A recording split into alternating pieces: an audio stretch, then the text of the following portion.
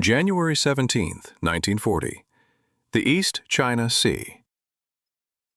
The night is absolute. No moon, no stars. Only the hiss of black water against steel hulls, and the taste of salt on the lips of men who have trained their entire lives to see in darkness. Aboard the heavy cruiser Takao, Commander Raizo Tanaka stands motionless on the bridge, his eyes fixed on nothing. Or rather, on everything the darkness conceals. He does not use binoculars, not yet. His pupils, dilated wide from 2 hours in the blackout chamber before sunset, drink in the faintest gradations of shadow.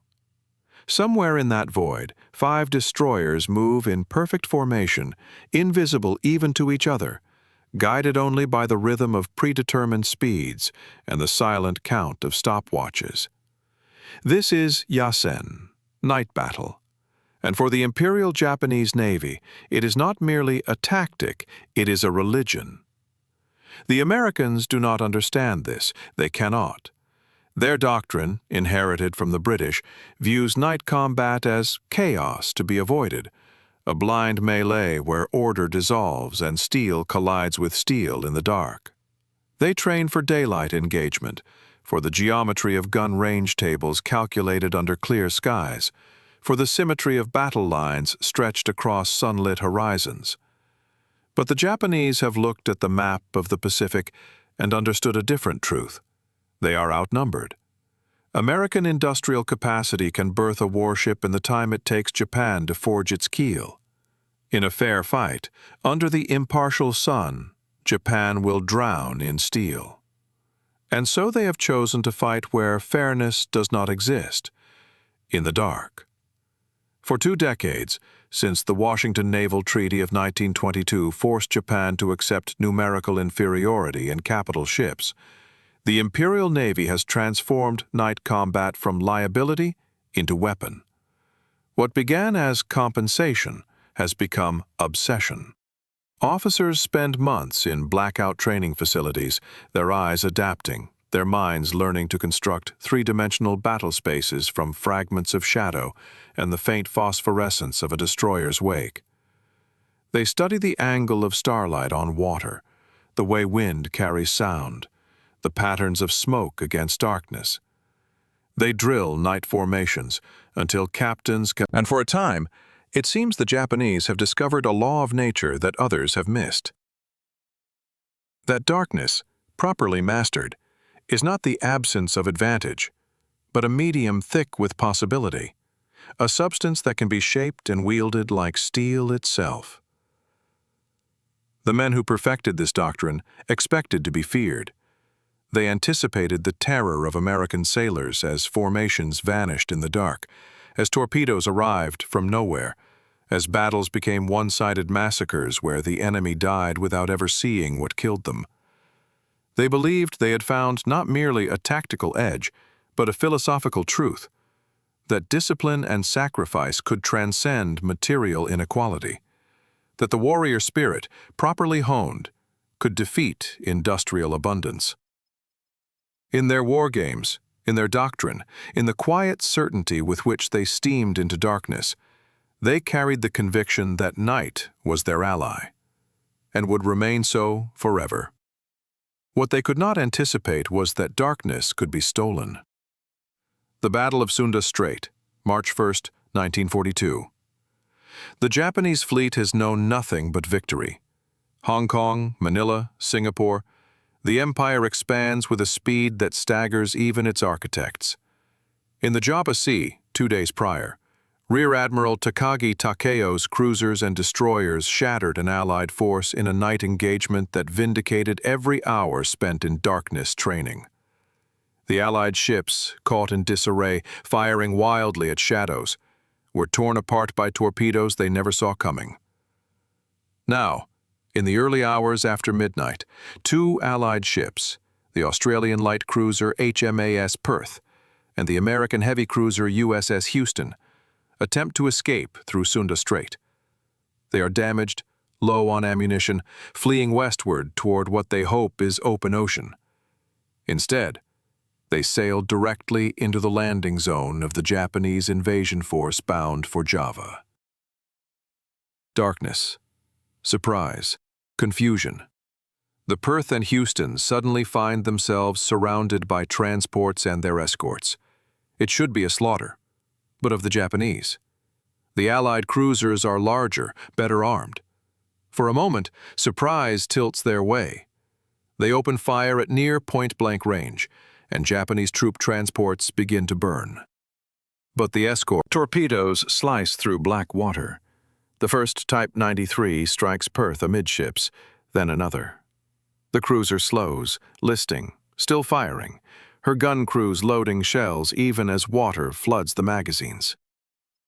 The Houston maneuvers wildly, blind, her captain trying to navigate by instinct through a battle space he cannot see. 4 torpedoes strike her port side, then 3 more. Both ships die in darkness, their crews fighting until the sea swallows them. Their final moments illuminated only by muzzle flash and burning oil. Of Houston's 1,000-man crew, 368 survive. Perth's survivors number 218. They tread water in tropical darkness, waiting for dawn, listening to the screams of the wounded fade into silence. When the sun rises, Japanese destroyers will pluck them from the sea and begin the long march to prison camps. In Tokyo, the engagement is recorded as another validation, another night battle where superior training and doctrine defeated larger ships. The pattern holds. The doctrine is confirmed. Darkness remains Japan's ally. But 7,000 miles to the east, in a laboratory at the Massachusetts Institute of Technology, physicists are solving differential equations that will rewrite the laws of night. The Radiation Laboratory, Cambridge, Massachusetts, October 1940. The British have brought a gift, a cavity magnetron, a device the size of a hockey puck that can generate microwave pulses of extraordinary power. The implications are immediate to those who understand electromagnetic propagation. Radar, radio detection and ranging, has existed since the mid-1930s. But early systems operate on long wavelengths, their resolution measured in hundreds of yards, their displays cluttered with false echoes from waves and weather. They can detect a ship at sea, perhaps, but they cannot tell you which ship, or whether it is one ship or 3, or whether it is a cruiser or a destroyer. They are too imprecise for gunnery, too unreliable for navigation. They are novelties. The cavity magnetron changes everything. It enables centimetric radar, wavelengths measured in centimeters rather than meters, and with it, resolution collapses from hundreds of yards. The technology arrives quietly, without fanfare, classified at levels that prevent even most naval officers from understanding what they possess. Early operators are bewildered by the scopes, uncertain how to interpret the green phosphorescent blips. Training is improvised. Doctrine does not yet exist, but the hardware is there, humming in darkened combat information centers, its cathode ray tubes glowing, its antennae rotating atop masts, sending invisible pulses into the darkness, and measuring the echoes that return. The Japanese know radar exists. Their intelligence services have documented British chain home stations, the tall towers that warned of Luftwaffe raids. They understand the principle, but their own radar development lags years behind. Resources are scarce. The cavity magnetron remains beyond their manufacturing capability. More fundamentally, they do not believe radar matters. They have spent 20 years training men to see in darkness. Why replace the human eye, perfected through discipline, with fragile electronics? The warrior spirit does not require machinery. This conviction will cost them the war. The Battle of Cape Esperance, October 11, 1942, Guadalcanal. The name will become synonymous with attrition, with months of grinding combat. where the outcome of the Pacific War balances on a single island, the Japanese, attempting to reinforce their garrison, run fast cruiser and destroyer groups down the slot, the channel through the Solomon Islands, under cover of darkness. They call these runs the Tokyo Express. The Americans, unable to stop them by day under the umbrella of Japanese air power, must fight at night or cede the island. Rear Admiral Norman Scott, aboard the light cruiser USS San Francisco, understands he is outmatched in night fighting experience. His crews have trained for months, but they are amateurs facing masters. The Japanese commander, Rear Admiral Aritomo Goto, steams southward with 3 heavy cruisers and 2 destroyers, confident in his advantage. The night is overcast, visibility near zero. Goto's ships move in perfect formation, making 20 knots. Their crews at battle stations, but relaxed. They have done this before. They own the night. But Scott's task force has something. The radar tracks every movement, every course change. Finally, at 5,000 yards, less than 3 miles, Scott gives the order. The American ships open fire. Every gun knows the exact range and bearing, pre-calculated from radar data. No guesswork, no searching with searchlights. The first salvos bracket Goto's flagship, the heavy cruiser Ioba. Shells walk across her superstructure. The Japanese, caught completely by surprise, do not even realize they are under attack for the first 15 seconds. They thought themselves invisible. Goto, standing on the bridge, speaks his final words. "Bakayaro, stupid bastard. Who gave the order to fire?" He believes his own ships are shooting at each other in confusion. Then, an 8-inch shell detonates against the bridge structure, and Goto falls, mortally wounded. The battle devolves into chaos, both sides firing wildly, but the opening moments have settled the outcome. The Ioba withdraws, heavily damaged.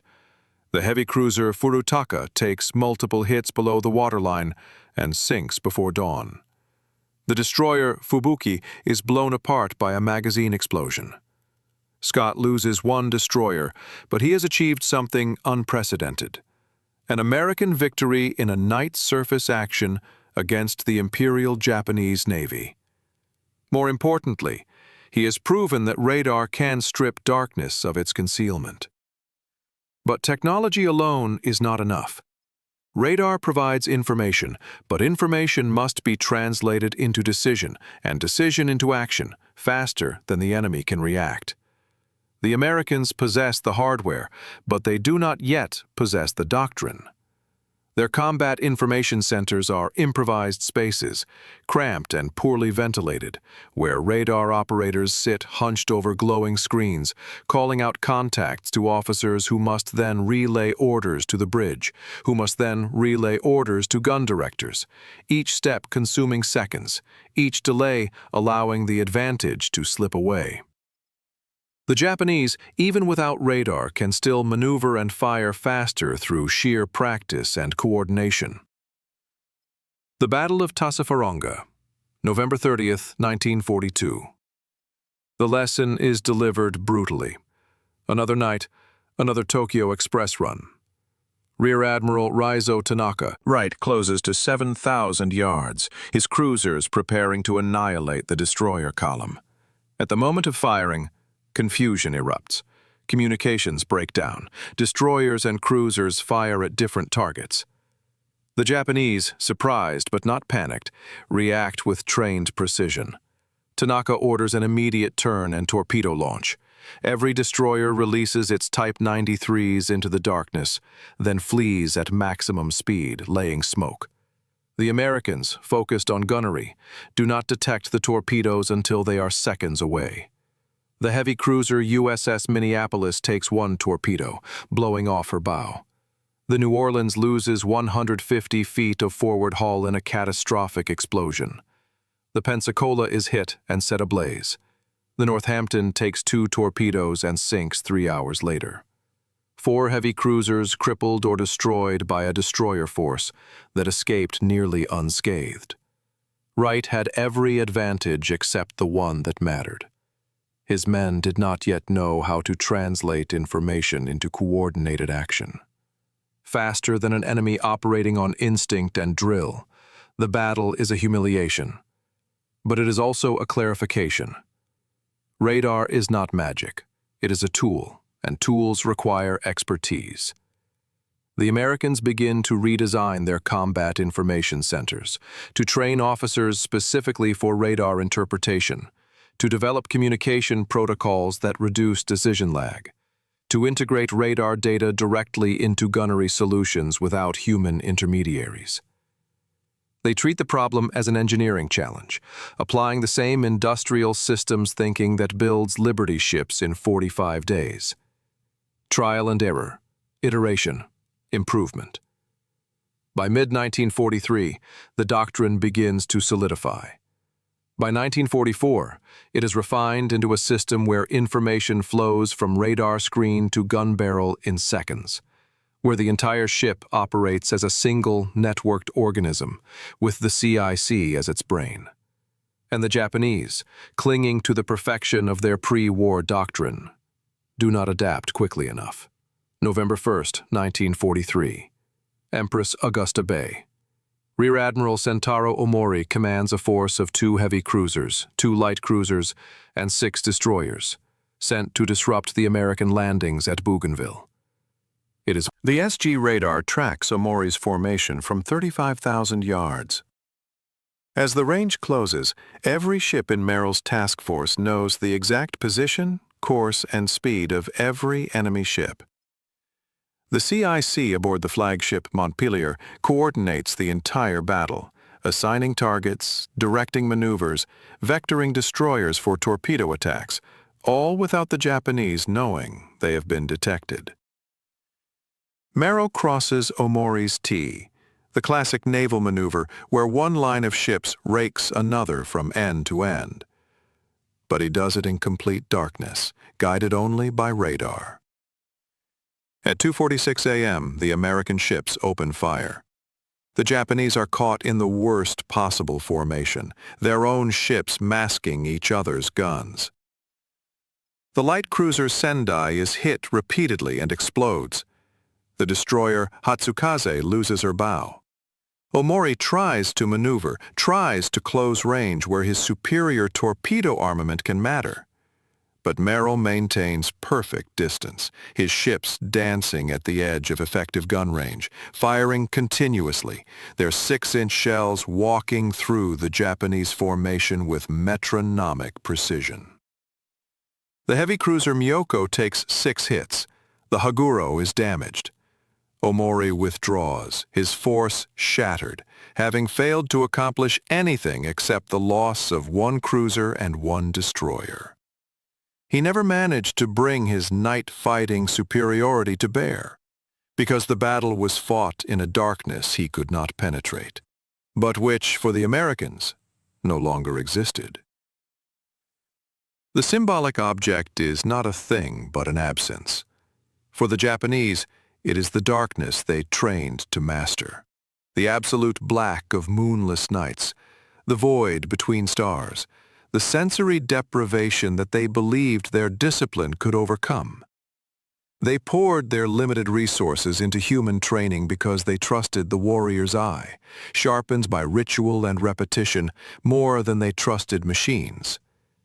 It was a romanticism rooted in Bushido, in the belief that spirit trumps material, that the cultivated human is superior to the manufactured tool.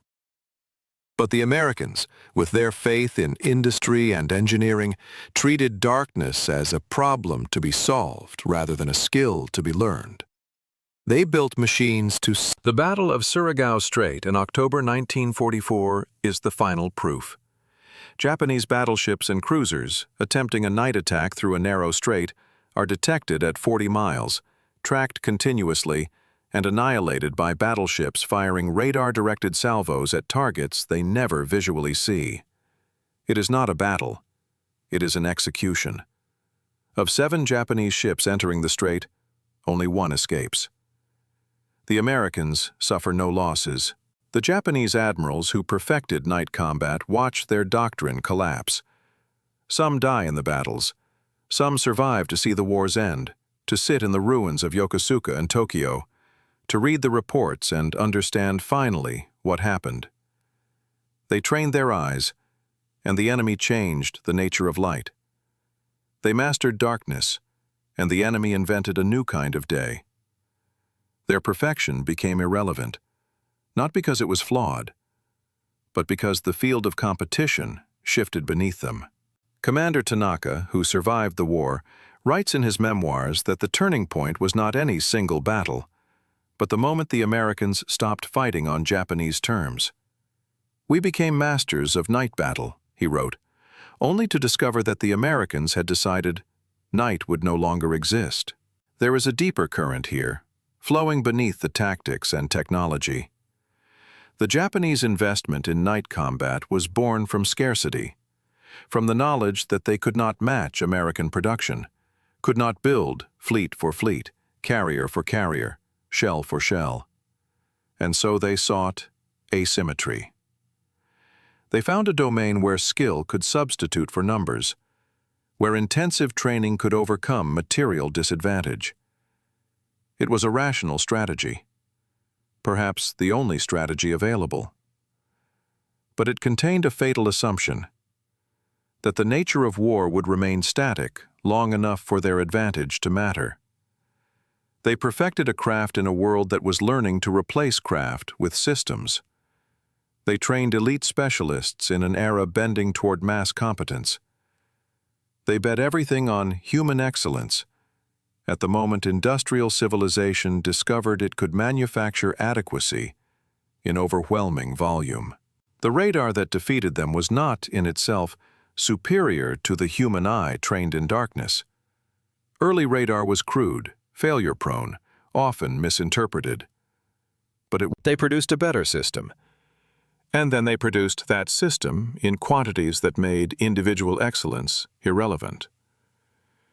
This is the transformation, from war as a test of warriors to war as a contest of systems.